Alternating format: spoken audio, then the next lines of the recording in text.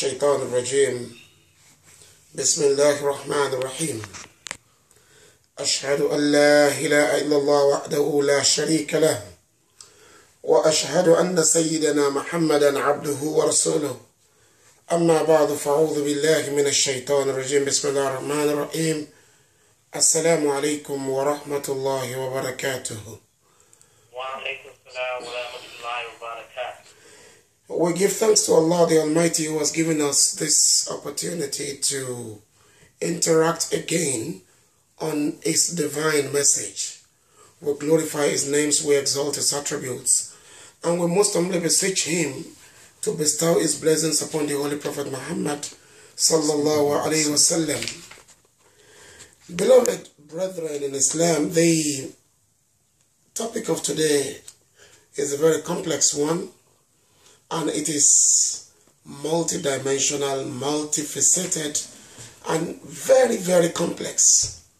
The reason is that it is not something that is just starting now. It's a question that has been there since the beginning of time.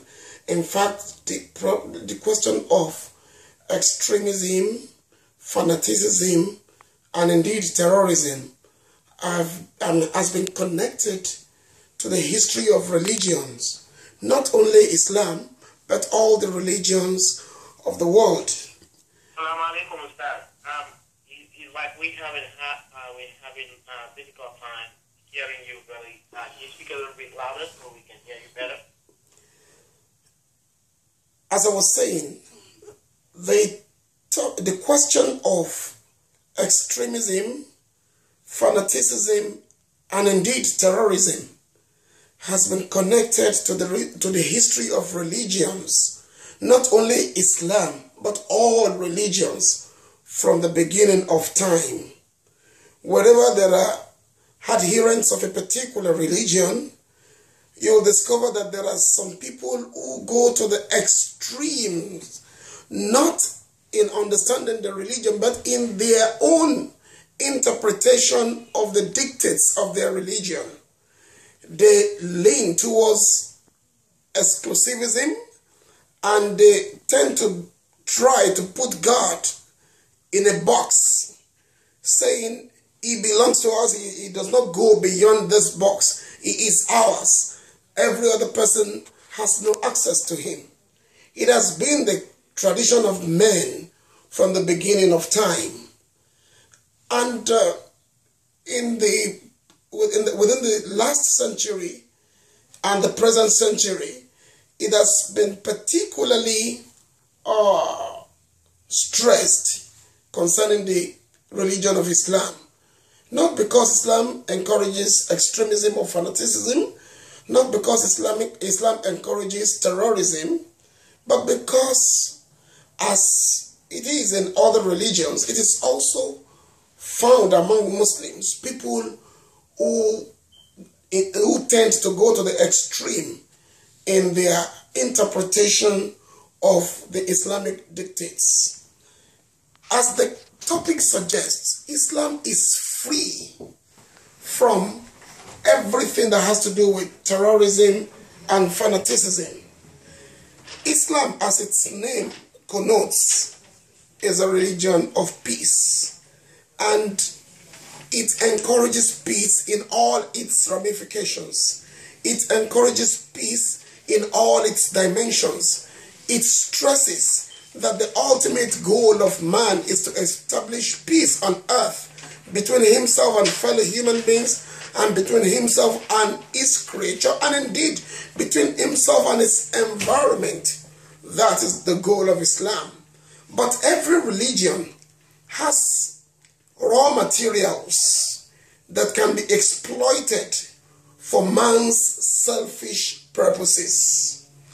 That is one side to the angle. We acknowledge the fact that there are people who claim to be Muslims. We acknowledge the fact that there are people who arrogate the name of Islam to themselves, and in reality they have nothing to do with the true teachings of Islam. The second dimension to it is the fact that Islam has been under siege within the last one century, within the last century. In fact, between the last century and this moment, we've been under siege from the detractors of Islam, and indeed from the media. There are people who seek to demonize Islam, because what is of a general dimension is often painted as being influenced by Islam for political reasons. And we all know that when Buddhists in Sri Lanka, when the IRA in Ireland, when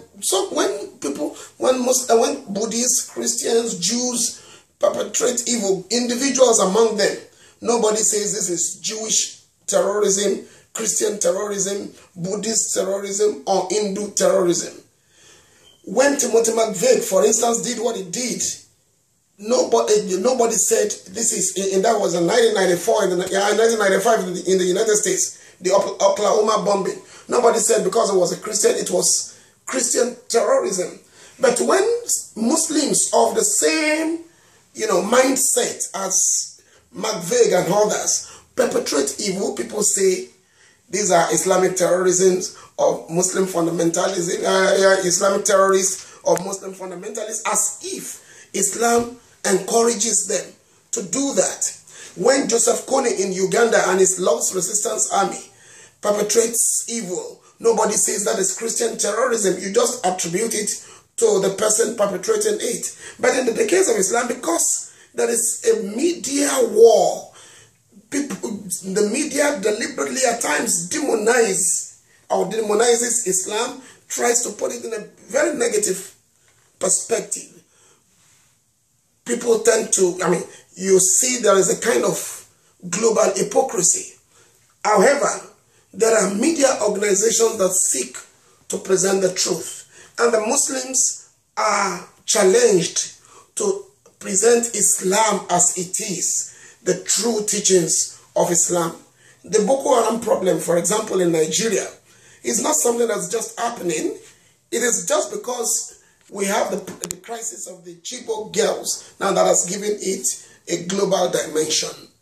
But if we place the challenge or the problem itself within its anthropological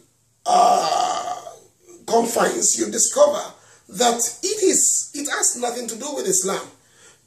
Boko Haram, the group referred to as Boko Haram does not even call itself Boko Haram.